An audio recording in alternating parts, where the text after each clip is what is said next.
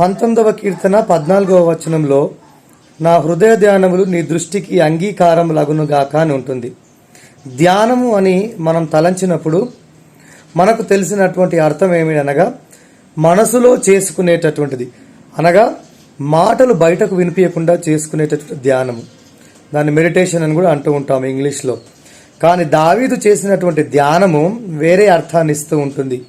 హిగ్గాయోన్ అనేటటువంటి ఈ యొక్క హీబ్రూ పదానికి అర్థము ఏ మర్మరింగ్ సౌండ్, అనగా తనలో తాను మాట్లాడుకునేటటువంటి దాన్ని మెడిటేషన్ అంటూ ఉంటారు. మరి తనలో తాను మాట్లాడేటటువంటిది అనగా బయటకు మెల్లగా వినిపించేటటువంటిది ఏ మర్మరింగ్ సౌండ్ అనేటటువంటిది ధ్యానం అయితే, దాన్ని కూడా దేవుడు అంగీకారం చేసుకుంటానంటున్నాడు.